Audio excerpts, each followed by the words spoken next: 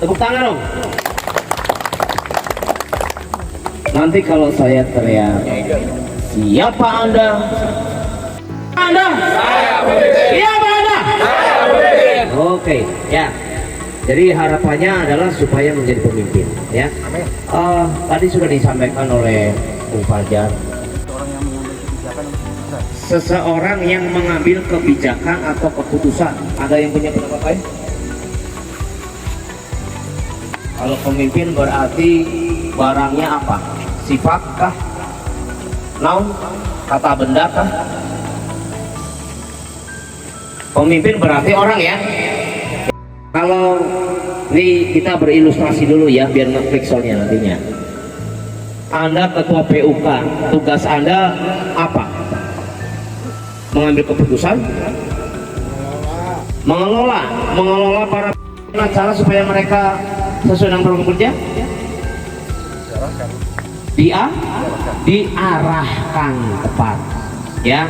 Jadi seseorang yang mengarah hasil yang mereka capai, ya.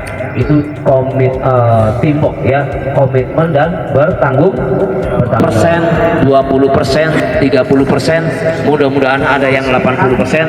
Itu adalah hal yang positif, ya, hal yang positif. Ketika di dalamnya itu adalah merupakan komunitas yang sudah bisa terbangun dengan baik, maka alangkah buruknya ketika saya harus mengacak-acak. Implementasikan. Cerna, bisa dicerna dengan baik ke pribadi saya. Jadi mudah-mudahan teman-teman juga semua bisa dicerna. Mungkin lebih ke implementasinya nanti kita biasanya bisa mengkondisikannya gitu kan ya, di implementasinya tadi. Tapi kesan yang saya sampaikan sebenarnya bukan pertanyaan, kesan yang saya sampaikan puas banget lah. Jadi ini ibaratnya nggak tahu di luar agenda atau gimana, tapi saya terasa apa ya, apapun yang disampaikan itu buat saya menjadi agak sedikit tercerahkan, agak sedikit termotivasi juga. Ini udah lagi musik kayaknya nih. Poin yang utama dari yang tadi disampaikan adalah sabar. Ikhlas juga. Enggak gitu. Jadi pelajaran yang sekarang terima itu poinnya sabar dan ikhlas dari hati, itu yang paling penting bagi. Terima kasih. Mungkin cukup sekian. Oke, terima kasih Bung Rudy atas masukannya dan pandangannya terkait kegiatan kita hari ini. Ya, satu lagi kawan-kawan BK. Oh, Bung Ketua dari Hasilnya mulai kerasa kan ada 2 pen Bung ya. Nah, di pen 2 itu saya paksain ke pengurus untuk menyampaikan hasil meeting. Ya. Ternyata anggota itu tidak bisa menerima apa yang disampaikan oleh pengurus lain. Puas ya. Harus diwajibkan ketua yang hadir ke sana. Padahal yang disampaikan pun juga sama copy paste. Itu trik langkah-langkah apa yang harus kita kembangkan untuk pengurus ini, Bu. Nah, itu pertama. Terus yang kedua,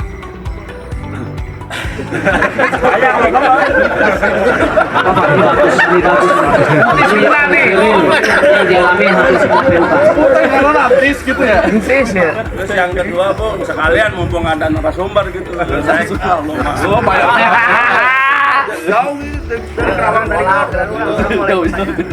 yang kedua, Bu, untuk menjaga ketersinggungan nih antar kepengurus yang lain, karena kita kan kebetulan saya peralihan dari kepengurusan lama karena ada suatu permasalahan.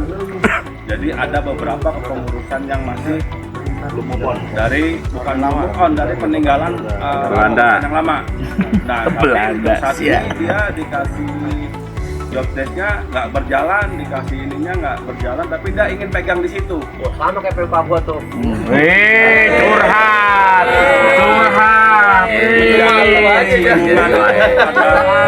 Sikat Pak Isma. Garuk baruin sekalian. Penanggulangannya seperti apa? Mungkin itu aja dari saya. Terima kasih. Wassalamualaikum warahmatullahi wabarakatuh. Serikat pekerja, profil atau sosok ketua itu biasanya memang adalah yang dibanggakan oleh seluruh anggotanya, ya. Ini sadar nggak sadar nih ya, sadar nggak sadar nih. Jadi sebagai pemimpin atau ketua itu seperti ikan dalam akuarium. Dari depan kelihatan, dari belakang kelihatan, dari samping kelihatan, ya. Maka kalau sudah menjadi pemimpin, maka sudah saatnya, ya, Anda memperhatikan semua perbuatan, baik tingkah laku, tutur kata, sikap, cara kerja, ya, itu harus sudah mulai ditunjukkan dengan baik dan tertata. Toto, ya, ditoto, uripmu ditoto, kata-katanya itu harus tertata semuanya. Nah, membangun kepercayaan itu satu, Bung. Komunikasi, tadi saya bilang selalu komunikasi. Jalan komunikasi banyak, ya, dalam melalui rapat dengan pengurus. Kemudian bagaimana cara nyampe ke anggota? Melalui korlap. Jadi komunikasi ke korlap juga harus nyambung, ya. Ini informasi ini harus nyambung ke korlap. Korlap juga harus terjadi komunikasi ke anggota. Jika dari korlap nggak nyampe ke anggota, akan terjadi miss. Ya, ini terjadi gap antara pengurus dan korlap dengan anggota. Soalnya korlap nggak jalan ke anggota. Jadi ini ada yang berperan sebagai korlap nggak di sini? Ada korlap nggak? Nggak ada, ya. Oke. Korlap, teman-teman pengurus, ini pengurus, ya. Korlap itu perannya sangat penting, ya, sangat penting. Bisa dibilang yang namanya korlap justru biasanya kalau ketua itu patuh, ya, patuh yang namanya korlap. Soalnya kenapa? Korlap itu adalah kepanjangan tangan teman-teman pengurus di semua bagian, ya, di semua bagian. Sehingga korlap harus menyampaikan informasi yang didapat dari pengurus. Sehingga teman-teman anggota tahu, anggota potensi angka seperti ini, ya. Contohnya apa, Bung? Buat contoh aja kasus. Perundingan apa contohnya? Kenaikan upah kan? Bonus, ya. Perkembangan perundingan bonus seperti apa? Ini harus nyampe ke anggota, ya. Jangan dijadikan hal yang rahasia. Kecuali terkadang memang terjadi, ya, strategi pengurus dalam kondisi khusus yang jangan disampaikan dulu ke anggota. Ini kan strategi, ya, strategi pengurus mengendalikan gejolak. Jadi kompleks nih, ya, yang kita mainkan kompleks. Satu sisi kita harus terbuka, tapi satu sisi juga harus berstrategi. Strategi apa? Mengendalikan gejolak anggota. Jika kegagalan yang kira-kira bisa menimbulkan gejolak, jangan juga disampaikan. Tetapi perkembangan rapat, ya, hasil perundingan harus tersampaikan. Mana yang perlu tersampaikan, ya. Tentunya pengurus harus lebih jeli untuk menyampaikan hal itu, ya. Apa kendalanya atau apa kemungkinannya, ini harus sampai ke anggota. Teman-teman anggota, sekarang kita minta 8% atau 10%, ya, dari keuntungan perusahaan. Perusahaan sampai sekarang masih memegang angka 7%. Nah, kita lihat PKB-nya. Tetapi kalau berdasarkan PKB ini memang 7% loh yang sudah disepakati. Ini adalah usaha kita dalam rangka meminta lebih, umpamanya. Lagi sejak ada 2023, ya, kita udah mulai kesal, Bekasi udah mulai mengembangkan lah, gitu, terkait mengenai pengupahan. Makanya harapan kita nanti next kita bisa belajar lagi pengupahan dengan simulasi yang lebih bagus lagi, dengan metode yang lebih baik lagi, karena memang sampai saat ini Bung Rengga pun masih berjuang terkait upah di atas 1 tahun. Baik, untuk materi pendidikan saya rasa cukup karena kawan-kawan pun sudah mulai merasakan rasa puncak, gitu. Tapi sebelum ditutup mungkin sepatah dua patah kata dari Ketua PC. Besok aja. Ya udah. Baik, dengan misterius. Baik. Selebihnya saya mewakili panitia. Kita coba istiqomah dulu. Nanti kita ketemu lagi pukul 6. Insya Allah kita sarapan dulu. Tapi untuk agenda berikutnya jam 7:30 kita sudah siap di tempat inilah, gitu. Tapi untuk refresh, insya Allah kita ada kegiatan nanti dipimpin oleh Ketua PC, ya. kegiatannya apa, tapi nanti 7:30 lah kita tolong untuk kawan-kawan kumpul. Dan untuk pakaian kita kawan-kawan bisa bebas loh untuk besok, jadi nggak harus putih biru karena udah dari pagi kayaknya atau dari siang sudah putih biru, takutnya makin sedap aja. Baik, dengan mengucap hamdalah bersama-sama, alhamdulillah agenda kita hari ini semoga ilmu yang didapatkan bermanfaat dan bisa diterapkan disosialisasikan kepada kawan-kawan PK yang hari ini tidak hadir dan khususnya umumnya semua buat anggota juga. Terima kasih. Wabillahi taufiq wal hidayah. Wassalamualaikum warahmatullahi wabarakatuh. Hidup buruh, hidup buruh, hidup buruh. FSPMI, FSPMI, FSPMI. Logam, logam, logam. Terima kasih. Takbir.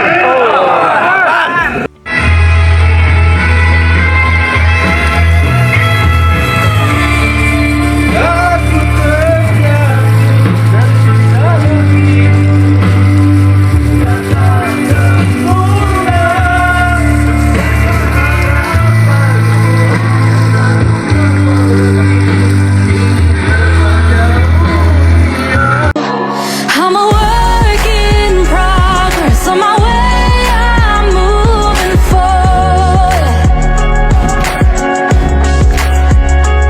I'm going through the motions, holding on to where I'm going.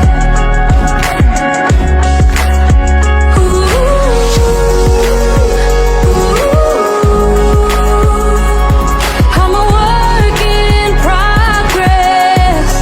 In progress. Untuk internal ya, kami mohon maaf yang sebesar-besarnya kepada PUK yang lainnya dan juga PT belum bisa maksimal mengikuti agenda-agenda ya, aksi dan yang lainnya karena dikarenakan yang pertama adalah kondisi kita susah banget ketua gitu kan.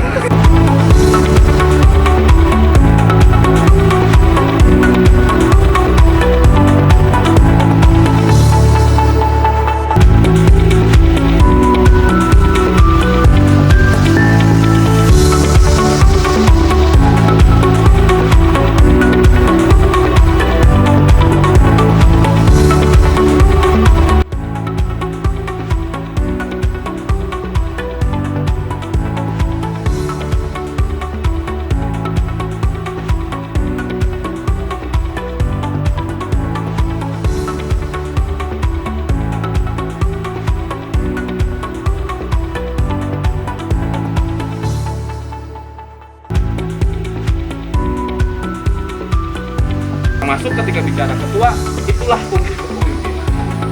Ya mudah-mudahan setiap pendidikan bukan berarti kecil. Kalau ada lah, ya tinggal bagaimana teman-teman mengambil. Kedua terkait aksi. Aksi itu nggak jauh dari rasa solidaritas. Ya memang membangun solidaritas itu nggak mudah, Bu. Ya kan? Kenapa hari ini kita mulai kendor? Ya walaupun mungkin dari segi pimpinan tadi Bung Teku menyampaikan bukan hanya di Logam doang, seluruh daerah itu sudah merasa jenuh dengan itu gitu. Makanya saya selalu mengingatkan kepada ketua dan sekretaris PC apa yang biasa saya lakukan saat dulu memimpin itu tetap diterapkan dan kalau bisa ada perubahan. Jadi penambahan gitu, termasuk soal bis. Dulu zaman saya perasaan nggak nyiapin bis, tapi teman-teman berangkat. Makanya tadi teman-teman Nestle minta masukan. Ya kalau bisa jangan pakai mobil pribadi. Justru baheula lama nggak ada yang namanya bus, Bu. Ya Kak. Ya sekarang logika sederhana gini, ente mau naik upah, terus ngandelin PC, nggak ada bis kagak berangkat, lah yang naik upah kan ente, bener gak? Dan itu abdi atau ke saya dan lain sebagainya. Jadi ketika bicara seorang pemimpin dalam sebuah organisasi, bagaimana perjuangan ini? Misal di Bekat ada bicara upah, ketua itu harus mikirin bagaimana konsep upah, apa yang menjadi permasalahan. Ketika itu sudah dikonsep, maka dibelikan kepada planner. Planner itu bicara bidang. Nah bidang itu pasti akan merencanakan ya, salah satunya itu tadi apakah konsultasi ke PC, apakah konsultasi ke Bang Sugeng yang ada di Bandung, barulah bicara worker. Worker itu adalah anggota. Jadi ketika anggotanya ngerti, pengurusnya ngerti, ketuanya hebat dalam mengakomodir kepemimpinan. Buruh Indonesia.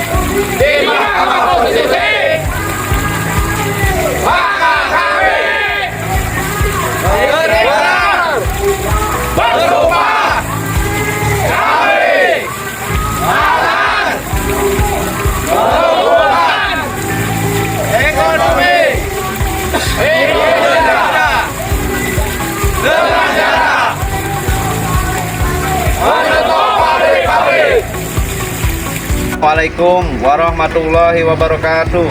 Saya Arif Arofik, Ketua Pimpinan Unit Kerja Serikat Pekerja Logam Federasi Serikat Pekerja Metal Indonesia PT Nestle Indonesia.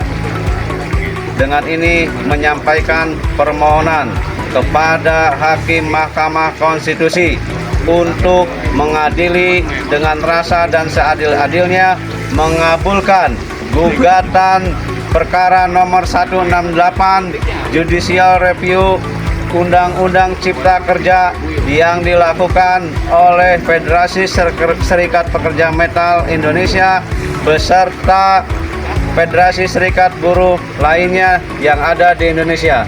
Kami meminta kepada Mahkamah Konstitusi untuk mengabulkan gugatan ini. FSPMI yes, FSPMI yes, FSPMI yes. Logam kompak, logam kuat, logam kompak kuat hebat. SPMI yes, SPMI yes, SPMI yes, yes, yes. Logam kuat, logam kuat, logam